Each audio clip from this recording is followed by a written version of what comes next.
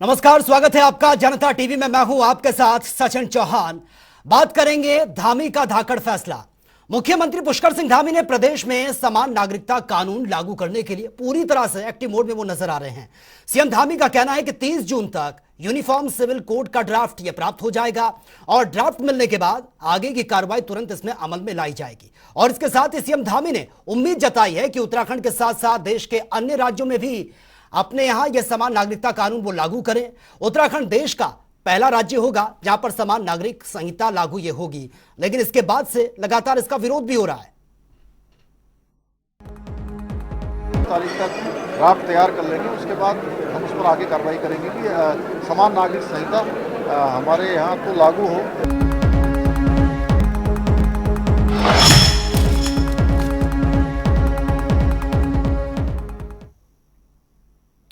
तो आज इसी पर ही विस्तार से हम चर्चा करेंगे। समान नागरिक संहिता लागू जिसको करने की बात खुद मुख्यमंत्री ने कही है, उनका एक और स्टेटमेंट भी सामने आया, वो सुन लेते हैं। 30 जून तक हमको उसका ड्राफ्ट मिल जाएगा। जो कमेटी ने हमको एश्योर किया है कि हम 30 तारीख तक ड्राफ्ट तैयार कर लेंगे, उसके बाद हम उस पर आगे कार्रवाई करेंगे कि समान नागरिक संहिता हमारे यहाँ तो लागू हो। और सबसे हम अपेक्षा करेंगे कि पूरे देश के अन्य राज्य भी उसको लागू करें।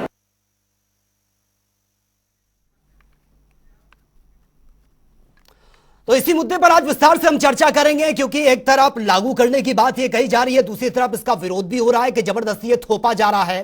हालांकि सबको साथ लेकर चलना, धर्मनिरपेक्ष, जाति, मजहब सबसे ऊपर चलकर सबके लिए एक अदालत होगी, सबको साथ लेकर चलना सरकार का यह मकसद है। और इसी पर आज हम विस्तार से चर्चा भी करेंगे। कुछ खास मेहमान भी हमारे साथ बने हुए हैं। कांग्रेस से राजेश चमोली हमारे साथ बने हुए हैं, बीजेपी से सुनीता विद्यार्थी हमारे साथ हैं और वरिष्ठ पत्रकार अशोक पांडे भी हमारे साथ बने हुए हैं। आप तीनों मेहमानों का बहुत बहुत स्वागत है।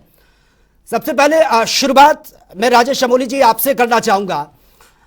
जिस समान नागरिक संहिता लागू होने की बात ये की जा रही है, हालांकि सरकार की तरफ से यह कहा जा रहा है कि देखिए इसको हम लागू कर रहे हैं, धर्मनिरपेक्ष है, जाति धर्म मजहब से ऊपर उठकर सबको एक साथ लाने की कोशिश, लेकिन इसका विरोध भी हो रहा है कि जबरदस्ती थोपने की कोशिश। क्या क्या बुराई इसमें नजर आ रही है? ऐसा सचिन जी, देखिए मुझे लगता है विरोध तो कोई चीज लागू और उसके परिणाम क्या आते हैं तब जाके विरोध होगा। लेकिन मेरा मानना है सरकार जनहित के जो भी फैसले हैं जिससे जनता को, डायरेक्ट जनता को फायदा हो, उसमें कांग्रेस किसी प्रकार का विरोध नहीं करती है। हम सिर्फ इस बात कर रहे हैं कि पिछले 6 साल से उत्तराखंड में राज्य की सरकार है, ठीक है, और केंद्र में 2 साल भाजपा की सरकार को हो गए। सिर्फ बात करने से अच्छा है कि आप धरातल पर कुछ करके दिखाएं। मैं आपको सच याद दिलाना चाहता हूं, यहाँ पे पिछले 1 साल के अंदर हम असंख्य बार, यहाँ सुनीता जी भी हैं, पांडे जी बैठे हैं, हम असंख्य बार, गिनती नहीं है, सैकड़ों बार हम 3 मुद्दों पे चर्चा करते आए हैं डिबेटों में। मैं भले आपके चैनल पे, ये मुझे लगता है पहली बार ऐसा मुद्दा होगा जिसपे मैं चर्चा कर रहा हूँ, लेकिन अन्य चैनलों पे सैकड़ों बार हमने मुद्दा किया, चर्चा की है। एक तो मजार पर उत्तराखंड में, दूसरा आपका आंतरण पर, और तीसरा जो ये मतलब कॉमन सिविल कोड की बात हम कर रहे हैं। हम करें, आपको जो चर्चा करानी है, जो कानून लाना है आप लाइए। जनता से सर्वोपरि कोई नहीं है इस देश में, और संविधान के तहत आप जो भी अमेंडमेंट करना चाहते हैं करिए जिससे फायदा हो। लेकिन ठीक है कि हमने सिर्फ राजनीतिक एजेंडे के तहत ही काम करना है। तो कांग्रेस ने हमेशा उस बात का विरोध किया कि आप राजनीति करने का प्रयास ज्यादा कर रहे हैं। हम चाहते हैं उत्तराखंड का सबसे बड़ा मुद्दा है भू कानून का, आप उस पर चर्चा करा लीजिए, आप उस पर कार्य कर लीजिए। भू कानून पे हम चाहते हैं वो लाइए ना लाइए, मना थोड़ी है। आप अगर कानून लाने चाहते हैं तो आप उत्तराखंड में इतना बड़ा हत्याकांड भारतीय जनता पार्टी के नेताओं के पुत्र के द्वारा किया गया, अंकिता भंडारी हत्याकांड, आप उस पर कानून लाइए कि ऐसे जो दुराचारी व्यभिचारी लोग हैं उन पे सख्त कानून हो। हम चाहते हैं उत्तराखंड में बीजेपी के नेताओं के द्वारा लगातार नौकरियां पीछी जा रही हैं घर बैठकर, लगातार कम से कम 20 से 22 घंटे घोटाले। ठीक है राजेश चमोली जी, सुनीता विद्यार्थी भी हमारे साथ जुड़ चुकी है। पहला सवाल मुझे उन्हीं से पूछना था, लेकिन अनफॉर्चुनेटली वो कनेक्ट नहीं हो पाई थी हमारे साथ। सुनीता विद्यार्थी जी, आपने सुना, राजेश चमोली जी को आपने सुना होगा, वो कह रहे हैं कि और भी मुद्दे हैं उस पर डिस्कस करिए। चलिए इस पर मैं आऊंगा, लेकिन कॉमन सिविल कोड का हम यहाँ पर जिक्र कर रहे हैं। आज बहस इसी मुद्दे पर है और उम्मीद करता हूं कि हम इससे बाहर भी नहीं जाएंगे, इसी पर ही आज हम चर्चा करें तो बेहतर होगा। लेकिन लगातार सवाल इस पर उठ रहे हैं, लेकिन क्या आपको आपको लगता है कि अगर ये लागू हो जाता है, क्योंकि मुख्यमंत्री एक्शन मोड में नजर आ रहे हैं, वो कह रहे हैं कि 30 जून तक ड्राफ्ट हमारे पास आ जाएगा, कमेटी बनाई हुई है, वो इस पर वर्क कर रही है, उसके बाद आगे इस पर काम करेंगे, लेकिन क्या इतना बदलाव आपको देखने को मिलेगा कि बहुत सारी चीजें बेहतर हो सकती हैं? क्योंकि विपक्ष और तमाम जो लोग हैं वो कह रहे हैं कि ये तो आप इंपोज कर रहे हैं जबरदस्ती। देखिए सचिन जी, प्रदेश के अंदर निश्चित रूप से जो ज्वलंत मुद्दे हैं वो हैं ही, और वो प्रत्येक राज्य में है, पूरे देश में है, लेकिन ये जो मुद्दे हैं ये इतने ज्यादा संवेदनशील हैं, इनके ऊपर भी सरकारें ही काम करती हैं। और ये लोग जो संविधान की पुस्तकें लेकर जब इनके अपनी फेवर की बात होती है तो संविधान की किताबें सामने लेके ये लोग चिल्लाते हैं और दुहाइयां देते हैं कि अनुच्छेद नंबर में ये लिखा है, इस अनुच्छेद में ये लिखा है, इस आर्टिकल में ये है, इस आर्टिकल में वो है। तो संविधान के 44 आर्टिकल में ही ये चीज निहित है कि किस प्रकार से आप प्रदेश के अंदर यथास्थिति जो भी संशोधन आपको करना है वो आप आज की स्थिति को देखते हुए अगर उसमें सक्षम है और जरूरी है तो सरकारें कर सकती हैं, ये उसी संविधान में निहित है।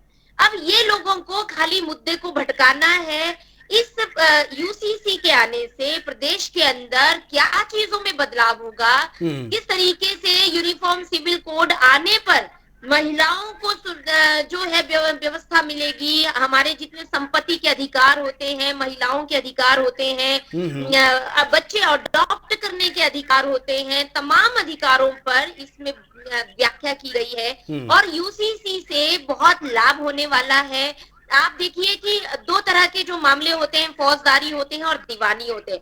फौजदारी मामलों में सबके लिए एक जैसा प्रावधान है, तो जो हमारे ये दीवानी मामले हैं इनमें भी हम लोगों को जब एक बराबर कानून सब लोगों को होगा, क्योंकि सब भारत के वासी हैं, निवासी हैं, और जब भारत में रहने वाले एक संविधान को मानते हैं, एक कानून को मानते हैं, तो इनको दिक्कत क्या है जी?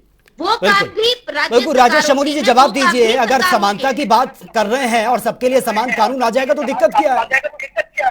बिल्कुल डिबेट की शुरुआत में कहा कि उत्तराधिकारी के लेकर बहुत बड़े मामले होते हैं कोर्ट में। मैं बताऊं भाई साहब, कोर्ट में ठीक है सुनीता जी जवाब ले लेते हैं। राजेश जी जुड़े हुए हमारे साथ, उन्होंने आपको सुना है, आप जवाब भी ले लेते हैं। मैं शुरुआत में सुनीता जी सचिन जी से मैंने ये कहा था कि राज्य के हित के लिए, जनता के हित के लिए जो भी फैसले आप ले सकते हैं आप लीजिए, हम मना नहीं कर रहे, हम तो चाहते हैं आप उन तमाम फैसलों को लीजिए, लेकिन इस 6 साल के अंदर आपकी सरकार ने जो इस राज्य में इतने भर्ती घोटाले किए उस पर भी कोई फैसला कर लीजिए। इस राज्य में बेरोजगारी में आपने इस राज्य को पहले नंबर पे पहुंचा दिया, 22% बेरोजगारी के दर पे उत्तराखंड पहुंचा हुआ है, उसके लिए भी कुछ फैसला ले लीजिए। आपने एक पलायन आयोग की घोषणा की थी त्रिवेंद्र रावत जी के समय पे, उसका कार्यालय पौड़ी में खोला था, वो पलायन वहां से होकर देहरादून शिफ्ट हो गया और आज उस पलायन का कुछ पता ही नहीं लग रहा कहाँ पलायन आयोग चला गया है। आप उसको भी कार्य कर दीजिए। उत्तराखंड में पूरा उत्तराखंड के युवा हो चाहे महिलाएं हो, चाहे देखिए उत्तराखंड राज्य जो है नजीर पेश कर रहा है पूरे भारत में सभी राज्यों के लिए, चाहे पूरे पहाड़ के चाहे जबरन धर्मांतरण है, तमाम चीजों के लिए आज उत्तराखंड प्रदेश जो है होने वाला है, उस व्यक्ति को आज तक फांसी नहीं दे पाए। अरे आपको काम जो है वो लीड कर रहा है। हम 100 दिन के अंदर देश में राज्य में सशक्त लोकपाल कानून कानून जिससे जनता का हित था। आपने कहा हम उत्तराखंड के राज्य को बेरोजगारी से मुक्त किए, क्या उत्तराखंड की बेरोजगारी के राज्य मुक्त हो चुका है? आप भ्रष्टाचार के आरोप लग रहे हैं।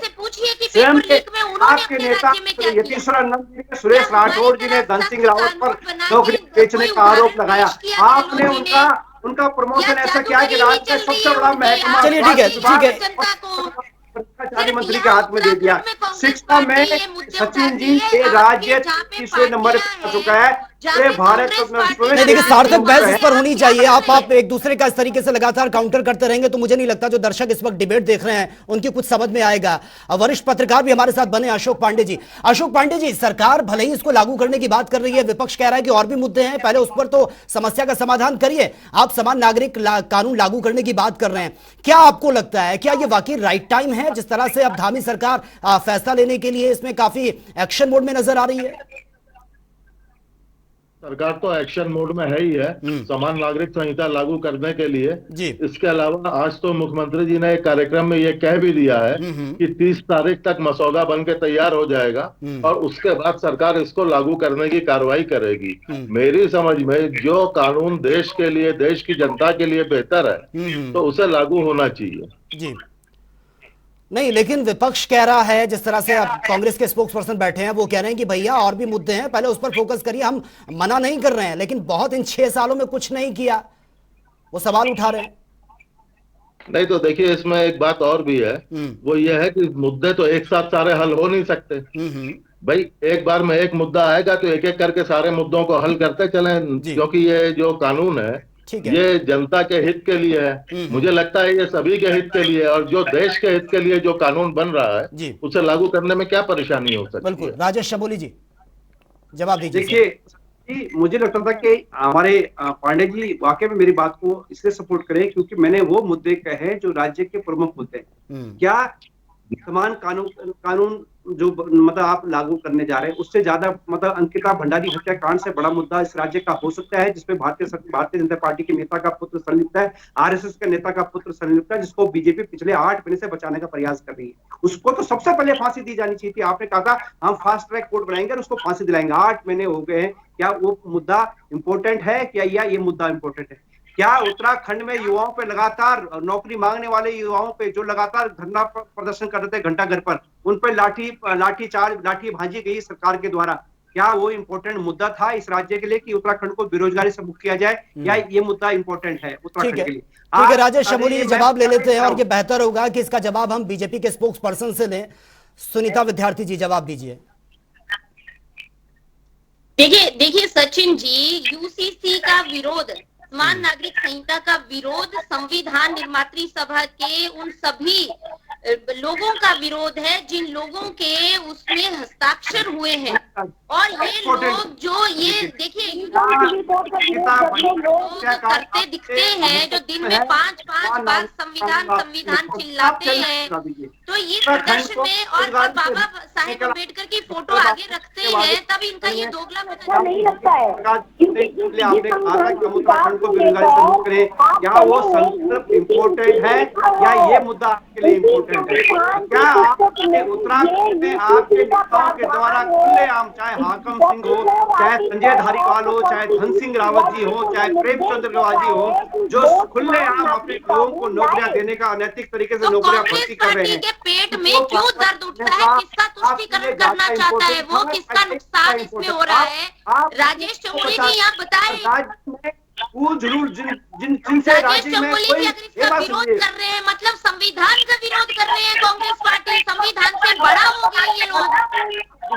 जिस संविधान को लेकर ये लोग सेकुलरिज्म की बात करते हैं, जिस संविधान को लेकर ये अपने आप को सेकुलर बताते हैं और तुष्टीकरण की राजनीति करते हैं, इसमें नुकसान किसका हो रहा है? हमारी आस्था, जो हमारी रास्ता बजरंगबली में है, उनको भी चुनाव में राजनीतिकरण करने के लिए आपने उतार दिया। आपके पास तो मुद्दे ही नहीं है ना। हम कौन सी आस्था भाई, कौन सी? मुद्दे क्या है?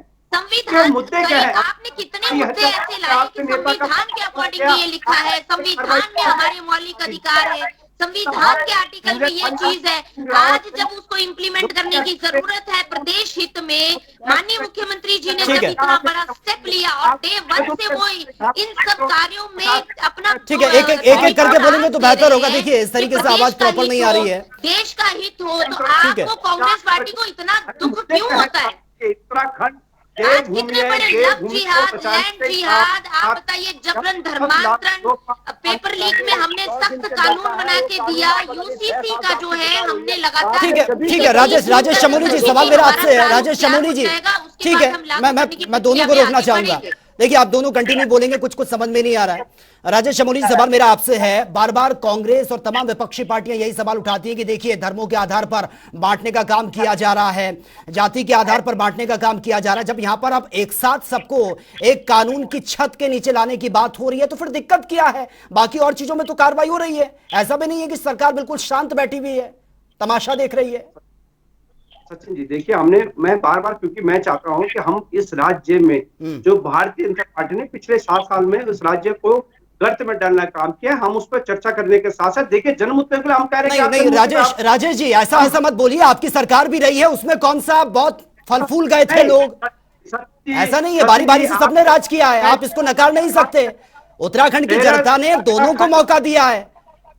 सचिन जी आपके चैनल पे खुल के कह रहा हूं इस बात को, और सुनीता जी भी हैं। बीजेपी के विधायक यतीश्वरानंद जी ने, सुरेश राठौर जी ने खुलेआम कहा कि धन सिंह रावत जी 428 सहकारिता नौकरियों को बेचने का काम कर रहे हैं। आपने क्या कार्रवाई की, आप इतना बता दीजिए इस चैनल पर मुझे। आपने कार्रवाई की नहीं, आपके विधायक स्वयं करें। ये प्रेमचंद अग्रवाल जी पे खुलेआम वर्तमान की विधानसभा अध्यक्ष ने कहा कि इन्होंने 72 नौकरियां अनैतिक तरीके से लगाई और उनको हटा भी दिया गया है। क्या कार्रवाई की प्रेमचंद अग्रवाल जी पे? उत्तराखंड के एक युवा को खुलेआम प्रेमचंद अग्रवाल जी मतलब खुलेआम इस केस पे पीटते हैं। अरे ये मुद्दा ज्यादा इंपॉर्टेंट है ना हमारे लिए। हम तो ये चाहते हैं। ठीक है सुनीता विद्यार्थी ने बहुत शॉर्टली जवाब दीजिए। हालांकि डिबेट का मुद्दा ये नहीं है जो आप सवाल आप पूछ रहे हैं, लेकिन आपने सवाल पूछा तो बहुत ही शॉर्टली जवाब दीजिए। अशोक पांडे जी के पास मुझे जाना है। सुनीता जी जी क्या बोल रहे हैं भाई साहब? सुनीता जी, इन्होंने सवाल जो उठाए हैं राजेश चमोली ने, हालांकि वो मुद्दे इस डिबेट से बिल्कुल हटकर हैं, लेकिन सवाल उठाए हैं उन्होंने, तो उसका जवाब आप दे दीजिए बहुत ही शॉर्टली। देखिए सचिन जी, इनकी आवाज बहुत इको कर रही है आज, तो स्पष्ट कुछ नहीं सुनाई दे रहा। लेकिन मैं कांग्रेस पार्टी की जहाँ पे बात करूँ, नहीं, धन सिंह रावत जी को लेकर सवाल उन्होंने उठाए चुने जी, देखिए कांग्रेस पार्टी गिने चुने मुद्दों को लेकर रोज बैठती है और रोज उसी को रिपीट करती है।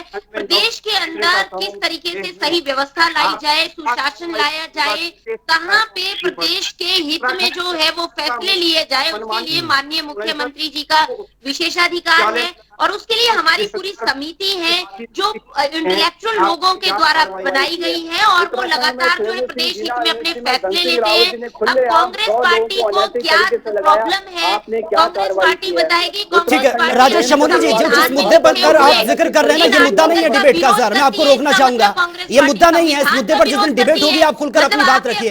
आज बात हो रही है समान नागरिक संहिता पर, उस पर आप चर्चा करेंगे तो बेहतर होगा, क्योंकि आज आधे घंटे का टाइम हमें बमुश्किल मिलता है। इसी टॉपिक पर हम रहें तो ये बेहतर होगा। अब सवाल यही है, अगर आप समर्थन करते हैं तो खुलकर बोलिए ना कि हम समर्थन करते हैं इसका। आप बचना भी चाहते हैं, खुलकर कुछ बोलना भी नहीं चाहते, ये कैसा दोगलापन है राजेश चमोली जी? सचिन जी नहीं, सचिन जी आप फिर आप सब गलत यूज कर रहे हैं दोगलापन। सचिन जी देखिए, आपने मेरी शुरुआत की डिबेट में आपने सुना होगा कि जनता के मुद्दों पे जिससे जनता को फायदा होगा हम उस हर बात का समर्थन करते हैं। लेकिन क्या हम सिर्फ ये कहें कि भाई पूरी तरीके से आप जिम्मेदार नहीं ठहरा सकते ना सर, आपकी भी तो सरकार रही है, बारी बारी से सबने राज किया है, उत्तराखंड की जनता ने सबको मौका दिया है। धाकड़ धामी जो आप बार बार अगर चैनल पे धाकड़ धामी किस बात का धाकड़ धामी बताइए, ये तो सरकार भला भान मिल रही है। कितनी बार इनसे लोग पकड़े जा रहे हैं, मैं कह रहा हूँ हर चीज में के लोग पकड़े जा रहे हैं, नौकरी में इनके लोग पकड़े जा रहे हैं, जिसमें मकान के लोग पकड़े जा रहे हैं, बेटे को मारने में इनके लोग पकड़े जा रहे हैं। मैं क्यों चर्चा न करूँ इस राज्य के मुद्दों पर? मैं क्यों इस बात पर चर्चा करूँ जो बीजेपी कहे मैं उसी पर चर्चा करूँ? बार बार आउट ऑफ प्लेस जा रहे हैं और मैंने हर बार कह रहा हूँ कि आप कानून लाइए, लेकिन धरातल पर लाइए। आपने लोकपाल लाने के बाद कीजिए, आपने क्या लागू कर दिया? आपने कहा था हम उत्तराखंड के सबसे गड्ढा मुक्त किए, क्या आपने मान लिया कि आपने सड़कें गड्ढा मुक्त हो गया? आपने तो ये भी कहा था धामी जी ने, आप इतना बता दिए उत्तराखंड की कौन सड़कें गड्ढा मुक्त हुई है। लेकिन आपने ये धामी जी ने कहा कि हम कॉमर्स सिटी कौन लाएंगे, तो लाइए ना, मना कौन कर रहा है? अरे लाइए ना, कौन मना कर रहा है? लेकिन फायदा राज्य के युवाओं को, माताओं को, बहनों को, सबका होना चाहिए। जिन मुद्दों पर आप उत्तराखंड में आए थे, हम कह रहे आप नियम बनाइए, कानून बनाइए जिससे राज्य का भला हो, हर वो कानून बनाइए। लेकिन आपने 6 साल के अंदर एक ऐसा वो बता दीजिए कि हमने इतना अच्छा काम इस राज्य में किया और उसका फायदा जनता को हुआ। आपने, मैं फिर कह रहा हूँ, मुख्यमंत्री जी आए दिन कहते हैं हम राज्य को गड्ढा मुक्त बना देंगे। कितनी बार मुख्यमंत्री जी गाड़ियां गड्ढों में फंसी है, लेकिन एक सड़क को आप बता दिए हमने गड्ढा मुक्त कर दिया। हर बार 15 दिन का टाइम देते हैं, फिर डिले हो जाता है। मैं कह रहा हूँ कोई भी कानून आप लाइए, सख्त लाइए, लेकिन वो कानून लाइए जिससे जनता का भला। ठीक है, अशोक पांडे भी हमारे साथ बने हुए हैं, समान नागरिक संहिता का समर्थन करती है। ठीक है, अशोक पांडे भी हमारे साथ बने हुए हैं। अशोक पांडे जी, अगर अशोक पांडे जी आपके पास मैं आना चाहूंगा, कितना बड़ा बदलाव इसमें देखने को मिलेगा अगर आम जनता के नजरिए से हम देखें? क्योंकि अब तक सिर्फ यही होता है कि भैया आप धर्म के नाम पर, मजहब के नाम पर बांटने की कोशिश कर रहे हैं, विपक्ष हो हल्ला मचाता है, हमने कई बार देखा है इस तरीके की तस्वीरें भी। अगर ये लागू हो जाता है तो कितना एक बड़ा चेंजेस देखने को मिल सकता है? देखिए काफी बड़े चेंजेस अगर ये लागू हो जाता है मेरी समझ में देखने को मिलेंगे जी। सबसे पहले विवाह और तलाक वाले मामले, वो सारे जैसे अन्य उसमें होते हैं वैसे इसमें भी हो जाएंगे। और इसके अलावा संपत्ति और उत्तराधिकार संबंधी कानून भी सारे एक जैसे हो जाएंगे जी। तो यही बदलाव काफी बड़ा बदलाव होगा अपने आप में, मेरी समझ में। जी बिल्कुल। जैसे पर्सनल लॉ बोर्ड की अगर हम बात करें तो सबके जो अपने पर्सनल लॉ बोर्ड हैं वो समाप्त हो जाएंगे, सबके लिए एक ही अदालत। सबके लिए एक ही अदालत होगी भाई। जब एक कानून है तो एक ही कानून से पूरा देश गवर्न होगा, पूरा राज्य गवर्न होगा। राइट, बिल्कुल। लेकिन राजेश शमूरी कह रहे हैं कि भाई महिलाओं के हित की बात, वो कह रहे हैं कि उत्तराखंड की जो आवाम है उनकी हित की बात नहीं कर रहे हैं। अब ये सभी को साथ लेकर चलना, तो ये अब हित की बात नहीं है तो फिर क्या है? देखिए, मेरा ये मानना है ना कि किसी भी कानून को लागू करने के लिए सभी दलों को साथ लेके चलना बहुत जरूरी होता है। क्योंकि अब आप यही लगाइए कि इसका मसौदा तैयार करने में कम से कम जो राय शुमारी की गई है उसमें लगभग 3.5 लाख लोगों की राय आई है उसमें। अभी जो मेल से लगभग 90,000 लोगों ने अपनी राय दी है। तो इतने लोगों की राय मिलने के बाद जब ये कानून तैयार होगा तो मेरी समझ में तो जनता के हित का ही कानून होना चाहिए, नहीं सर? बिल्कुल। राजेश शमूली जी, सवाल मेरा यही है कि जिस तरह से इसकी खूबियां जो हैं उस पर भी अगर हम नजर डालें, क्योंकि इसके बहुत से पॉजिटिव पॉइंट भी हैं कि आने वाले वक्त में स्थितियां बेहतर होंगी। जिस तरह से महिलाओं की और बेटियों की बात आपने की है, उनका भी तो भविष्य सुधरेगा। मैं सचिन जी, मैं सोच रहा एक ही बात पैडी को हम चाहते हैं कानून लाए, आप लाइए। नहीं, लेकिन आप तमाम जो मुद्दों की बात कर रहे हैं सर, वो तो आपकी जब सरकार थी तब भी थे। तब कौन सी चमचमाती सड़कें थी? मैं खुद उत्तराखंड से बिलोंग करता हूँ। तब कौन से हालात बहुत बेहतर थे? सचिन जी 2017 के अगर आप आंकड़े उठाएंगे तो 3.5% उत्तराखंड में बेरोजगारी दर था। आज 22% पहुंच चुका है हरियाणा के बाद। ये आंकड़े हम नहीं दे रहे, NSSO और तमाम सर्वे चैनल दे रहे हैं। आपने उत्तराखंड में 22 भर्ती घोटाले किसी सरकार में देखे हो? अगर आप बता दीजिए कोई भी सरकार ऐसी हो जिसमें 22 भर्ती घोटाले हो। और उन घोटालों में स्वयं बीजेपी के नेता हाकम सिंह और बीजेपी का मंडल क्या कांग्रेस नहीं, ट्रैक नहीं। आपने पूछा ना कि पहले क्या होता था, आप ये बता दीजिए। हमने तो आप बता दीजिए अगर ऐसा हुआ हो, क्या उत्तराखंड की नहीं, अगर इतनी खूबियां थी कांग्रेस में, इतनी खूबियां थी तो जनता ने क्यों नकार दिया सर? ये भी तो सवाल है। यही सवाल अगर मैं आपसे पूछूं। सचिन जी देखिए, जनता ने 60 साल देश में कांग्रेस को दिया है। ये जनता का मूड है। जनता ने कर्नाटक में भाजपा को नकार दिया है। ये तो जनता का मूड है ना। अगर जनता चाहे, जब चाहे बीजेपी को उतार सकती है। ये तो जनता के मूड पर डिपेंड होता है कि जनता को जब लगता है कि हाँ यार, राज्य में अगर अगली पार्टी कुछ नया कर सकती है तो विश्वास जिसको जनता ने दिया। ठीक है। समय का अभाव है। सुनीता विद्यार्थी, बहुत ही शॉर्टली फाइनल कमेंट।